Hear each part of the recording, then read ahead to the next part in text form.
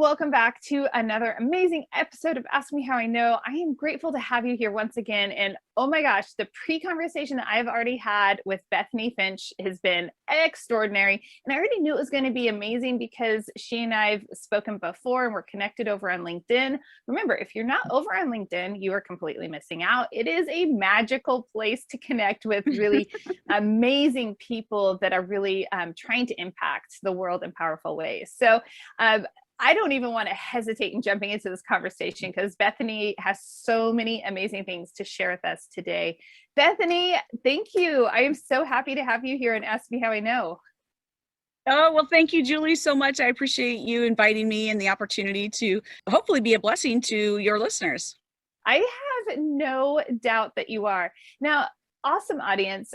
You know that a lot of my guests have a lot of skill sets and trades. So we're going to talk about one facet of Bethany that she has, but I've spoken with her and I follow her on LinkedIn. So I know that this is just one of the many layers. So I want you to make sure that you go and connect up with her. But today, Bethany and I were talking about the importance of credit and how so many people don't understand how to use credit and what credit's good and bad and how to overcome some challenges. And golly, Bethany, you and your husband have overcome so much and learned so much. We could say, can we ask you how you know? We know personally, firsthand, lived and learned, done a few things differently, done not so few things differently, right? Right, definitely. Well, as we were talking about credit, where do you see that going, the need? Maybe we should talk about why people need to understand credit, especially as our economy is shifting. There's multiple things that are making the economy unstable, but that instability is what's kind of driving people to think differently, right? So in school, pretty much the only thing they teach you is you go to work, you get a job, you pay your bills, you supposedly retire. Magically, it somehow is supposed to happen. That's as far as it goes. So the challenge with that is it doesn't work. It hasn't worked for a long time. It hasn't worked since 1940, right? Pensions, all that stuff went by the wayside, this and that. So people are being forced to think differently and outside of the box. And what does that look like? So they're going to all these different places and they're getting all this kinds of information. And they don't realize how to apply that information to their situation. So for instance, you hear constantly people are talking about other people's money, constantly. Use other people's money, use other people's money. Well, what does that mean? And it feels contradictory because it feels like, no, we've been ingrained, it's been beat into our head. You don't take from other people, and they don't understand this. You got to do it on your own. Yes. And they don't understand how our economy works. So on the personal side, right, in the credit world, the banks want to see that you have tons of credit and they don't want to see you use any of it. They want you to see one house payment, maybe one car, and that's pretty much it. They want to see that you have access to a ton, but they don't want to actually have you use any of it. On the business side, it is the complete opposite. Because our economy is built by the flow of money. So when we turn around and we spend money with this vendor, and then that vendor spends money with this vendor, and that money's, it keeps economy flowing. So you don't become a stagnant pond, you become a flowing river. So when you talk about other people's money in that sense, you're keeping the economy flowing. You're part of that process. You can't think about it with that personal filter, right? And how the bank looks at you. So you have to understand how they're looking at things. So when they look at credit, like right now, interest rates are at all-time lows, right?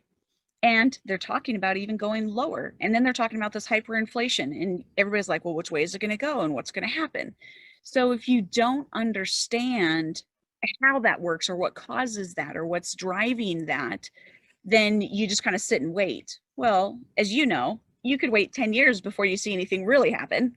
It doesn't happen overnight. It doesn't jump 5 points in one quarter. It takes time and you watch it slowly do something. So the cool thing is the government does a great job at tracking all of it and you can find all of this data. It's free and available anytime you want. The average person, I would have to say it might be kind of like reading the city planning code, the building codes, Yeah, you could read all the things about the zoning, but it'll probably put you to sleep. But I'm like, exactly. And how does it apply to you and what do you do, right? So when we stop and look at it and go, okay, do I need to understand credit? Most people think, well, no, I just pay cash for everything and it's fine. They're 100% limiting not just their life, but the propensity to be able to deal with what life throws at them. I'm not sure exactly how long you've been married, Julie. I know we're going on almost 30 years.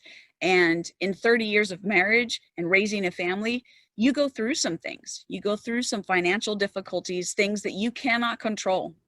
We actually had a situation where somebody ran a red light, almost killed me, my newborn son, and my daughter, and it absolutely thousands and thousands of dollars of medical bills. And we had no idea that there was a thing called medical bankruptcy. Had no idea. Nobody told us anything. We just knew we had to pay these medical bills, and they were, church members, so we didn't want to like stiff them, but we didn't know how to pay it. So we went out and got a credit card, and we just put all those medical bills on there, and it was over $20,000 worth of credit of bills, just of medical bills. And in doing so, we just paid that off 20 years later. We just got it paid off in November. That was a very hard go for that long because we didn't know something. We didn't know there was another way, that there was a better way, that there's something else that we could have done or worked out or, effectively done differently. So when you can't control that, right? You can't control it, someone hitting you in the car, or a job loss, right? That keeps you unemployed, like especially with COVID, right? And so sometimes you're changing jobs, and how do you figure that out? And what does that look like? And how do you still provide for your family? These are real. I appreciate this so much because I think everyone listening, myself included, like I know people who have these medical situations, where similar situations, an accident happens and then you're left with this gigantic bill. And I mean, they're trying to make it so that our insurance is better these days and things like that. But the reality is medical bills are exorbitant. And if you have that type of trauma in your life, even if you've gone through maybe a Dave Ramsey style of financial planning, you're still not going to have enough in your reserves to take care of that level of an emergency. Right. And the job loss, that's so probably hits home to a lot of listeners because it's affected. The 6 degrees of separation on that topic alone is more like 2 degrees or 1 degree. So when you think about the strategies and tactics, and by the way, let's give a plug because you teach a credit class, correct? Yeah. So, well, part of I was a teacher for many, many years. And so math and science, obviously, right? So financial literacy, I actually have a program that we offer to churches. We offer it to free individual homeschooling groups, small fees, things like that. But then we want to make sure that kids know how to talk about money and what that conversation looks like, because so many parents can't even have that conversation. And what does that mean, especially in today's day and age with Bitcoin? And most parents don't even know what that is and what that looks like, right? But we also have a credit hacking program that is tailored to your individual needs, whether it's on the personal side, whether it's establishing business credit, whether it's figuring out a way to use other people's money in your unique scenario to build out a real estate investing business, whatever that is. The algorithm is always the same. The individuals involved is the only thing that changes. Oh, I love it. Okay. So I just wanted to make sure that, if someone is listening, that they get that plugged into their brains, like, this is an option out there. And we'll give you further details at the end of the show. So Bethany, like somebody has these medical issues or they've lost a job or they want to make some type of transition. What are some of the tips that you would say, ask you how, you learned the hard way, you had to go through these things you didn't know. Now, what should people do in those type of situations? So first and foremost, most people do not realize that the hospitals, doctor's office, all of them have a 2-tier system. They have a cash system and they have an insurance system. So if you have any insurance, auto insurance, medical insurance, any insurance of any kind, you're in that insurance system. Well, that means they're marking up their prices. So they don't know that when you go into that insurance system, that service that may have cost you $100 cash is now $300 insurance. And that's to cover all the extra fees and everything and all the extra man hours that they have to do to deal with the insurance and all the paperwork and all of that. So that's why it's not like we're just gouging people. It has nothing to do with that. It's 100% due to absorbing the costs of that. So then on the flip side, if you're paying cash and you have no insurance involved, you get that reduced rate. So that's first and foremost. So then once you figure out, oh, okay, well, if I pay cash, it's only $100. Well, I can afford $100, but I can't afford that 20% deductible that my insurance is going to charge me. See what I mean? So when you actually ask before they do any billing, you ask them. It's a simple thing, but most people, again, you don't know what you don't know. And I Most have people this don't. insurance and I pay for this insurance. Let me use my insurance. Exactly. Exactly. So if you use your insurance, great, by all means do it. But ask yourself, if I use my insurance, what am I deductible going to be? How much am I going to owe?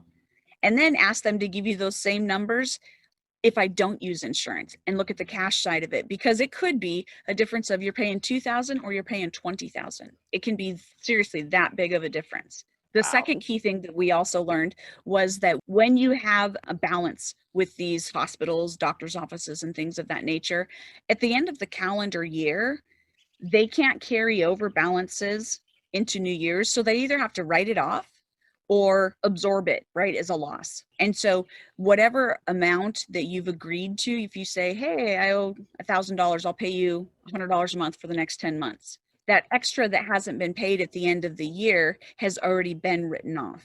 So it's not like you're trying to stiff them, but the next year you'll get it paid off, right? You'll just keep paying. But most people don't realize you can make a payment arrangement.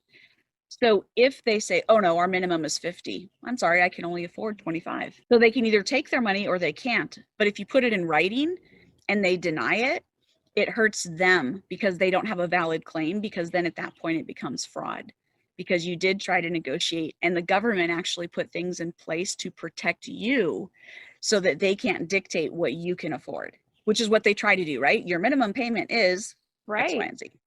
Right. And as long as you're making payments, they can't do anything. So it's a key factor that if we would have known, we would have never put that on credit cards. We would have negotiated a payment plan and we would have paid it off at least 10 years sooner. Easy. That is 20 years is a long time, but I commend you for sticking to it, and persevering and getting it paid off. Now, when you talk about the part of bankruptcy and filing a medical bankruptcy, tough times are going to come for people. Right. like they happen. And if you think that life is easy, life will knock you around. That's just part of life and grows our character and who we are. So Right. what kind of advice would you have? What's the difference between a regular bankruptcy, as we're used to speaking about bankruptcy, and a medical bankruptcy? So it is a different filing. A medical bankruptcy cannot be held against you according to the mortgage industry and all of that. So if you have a medical bankruptcy, yes, it will report, but it is not to be used against you to penalize you. So they can't deny you, oh, you have a bankruptcy. No, I have a medical bankruptcy, because it's documented completely differently on your credit report. But the interesting thing about it is it was put in place because of the exorbitant insurance costs. And then people would go in, they'd have this life-threatening situation that would happen. They'd have $1 million. Well, who's going to be able to pay off $1 million in their lifetime, right? Most people will never do that. So the government said, look, we need to figure out a different solution here. And the solution was this medical bankruptcy. So as long as you've gone about, you've tried to negotiate, you've tried to do, there's certain steps and things that are in place. And if it's just this exorbitant number that everybody knows is just never going to happen, that's what it's for. So you're not trying to get out of it, but you also know you're never going to overcome that. You don't make enough money, especially, if you're the average American making $60,000 a year or whatever. How many years does it take you just to earn $1 million, let alone pay it off, right? Interest, late fees, all that kind of stuff. So that medical bankruptcy is a way that the government provided. And most people don't realize the same is true. If you went into the hospital because of COVID and they ended up keeping you longer, right? So a lot of times they got quarantined and now they were there a month instead of a week or 2 days. And again, another exorbitant hospital bill, right? Because now they're billing higher because of the insurance. They put in different acts that got passed through the CARES Act and different things. They did put different allocations in there. So the medical providers actually are getting money for that. So it's not one of those, well, I feel bad because I'm not paying my bill. It's like, yeah, they have the opportunity to get money for that. So if it is COVID related, they're able to actually claim that, get money, even if you don't ever pay them a dime. They're still getting that money. You know, they're filing it. You also have the opportunity to file for that in regards to getting those grants and those monies. Different states have different programs too. That's really interesting. And I can think of a lot of people that I'm acquainted with that maybe went actually to an emergency room during the pandemic that don't typically do that. And when you go into emergency room, we don't have that situation in our life often. I just remember when my son broke his arm, that right. Those bills can really stack up really quickly. Our hack was right. that was go to the doctor first and get it confirmed that it's broken. And then he sent all the orders in and it's like, okay, well, right. There's a workaround. But had you not known that, right? You wouldn't have known that had you not done it. So we actually, here's something else that I learned through the pandemic. I am fighting. Most people don't realize how much fraud is out there. And it's not fraud on the people's part. It's on the provider's part. So it's not like doctors are fraudulently flying. What's happening is all these hospitals are trying to recoup losses. During the pandemic, if you had to go to the hospital, which I had to go to the ER, I was out of state, not in my home state, and they didn't even let you in the hospital. Like you had to wait outside and all this stuff. And then they'd screen one person at a time and then they'd let you in. And I mean, it was like 3 hours and I never even got to a waiting room at that point. It was absolutely ridiculous, right? So 3 hours of my life sucked away. And I'm sitting here and I get into the waiting room only to have an admin person come out and say, oh, I'm sorry, we can't help you. Here's the exit. I was like, what? They're like, oh yeah, well, you've told us, why you're here. I was trying to get a prescription refilled and because I was out of state, I couldn't refill it. I had to get a local doctor. And the only way they would do it is if I went to the ER. So I'm like, okay. And I'm like, what do you mean you can't? I'm sorry, we just can't help you. You need to go to a regular doctor. I'm like, your regular doctor is the one who told me to go here. I mean, it was just this vicious circle, right? Wow. Well, then, so I never see a doctor. I never get a treatment. I never get anything. And they fully billed my insurance for the whole thing. That is 100% fraud, right? They never saw me. They never did anything. And then they wanted me to fill out admin papers and, sign off all this stuff. And I said, absolutely not. You have done nothing for me. I'm not signing a thing. So when the bill came through, I called up my insurance and said, do not pay it. Reject this bill. They didn't see me. The reason you can do that is because they're required to provide medical evidence. They don't have any chart notes. They never saw me. They don't have anything to say that I was there. So how can they bill? So what you do is you basically are leveraging the system against these fraudulent claims. And that's what so many of them are doing. Wow. To recoup their losses. Yeah, but we don't pay attention. Right? You just take the bill and you just go, what? Okay. And you just assume you got to pay it. It's not true. Or you just assume your insurance is taking care of it. And well, they didn't do anything for me. So there's not going to be anything charged on and billed to my insurance. Yes. 100%. Wow. Which is what I thought. So when I saw this bill, I was absolutely livid. Absolutely not. I'm not paying this and I don't want you paying it. But that's what they said. So many senior citizens have been taken advantage of because the same thing. They go to the hospital, they think, oh, if I didn't get treated, that they won't pay it. But that's not the case. It's not happening. So we just basically need to stand back up and hold people accountable to what's true and right. And the insurance, it's just a system, right? It's just a computer putting in your name. The system automatically sends out this diagnosis code. It automatically does. The system does a lot of it. Right. You're gonna do a disruptor. That is so crazy. Shifting gears a little bit, and I love that. And I also want to just encourage anyone who is caring for someone in your life who might have medical bills to really be on that. I learned that after a car wreck. I was hit head on by a drunk driver when I was 18, and I watched my mom navigate those waters. Yeah, God just completely protected me because the car was totaled. Yeah. And so accidents do happen.